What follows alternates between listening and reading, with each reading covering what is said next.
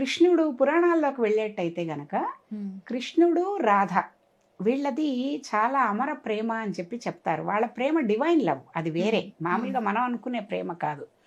భగవంతుడికి భక్తుడికి ఉండే ఒకలాంటి ప్రేమ అన్నమాట అది. కృష్ణుడు నలుపు, రాధ తెలుపు కదా. అందుకని చెప్పేసి ఒక కథ ఏం చెప్తారంటే, ఉత్తరాదిన భాగవత సప్తాహాలప్పుడు అప్పుడు కూడా దీని గురించి వినడం జరిగింది. కృష్ణుడు నల్లగా ఉన్నాను, ఆ రాధ ఏమో తెల్లగా ఉందని చెప్పేసి కృష్ణుడు ఎప్పుడు కొంచెం తనతో మాట్లాడేటప్పుడు, నేను నల్లగా ఉన్నాను, నువ్వు ఇంత తెల్లగా ఉన్నావు, నేను నల్లగా ఉన్నాను అని చెప్పేసి అనేవాడట. అంటే తనకి ఎంత ప్రేమ అంటే కృష్ణుడు అంటే, తన తెల్లగా వేరేగా ఉంది కృష్ణుడి కంటే అని చెప్పేసి అలాంటి అభిమానంతో తను ఏం చేసుకునేదిటంటే రంగు పులుముకునేదిట. అంటే భక్తుడికి ఎంత ప్రేమ ఉంటుందో భగవంతుడి మీద చూడండి.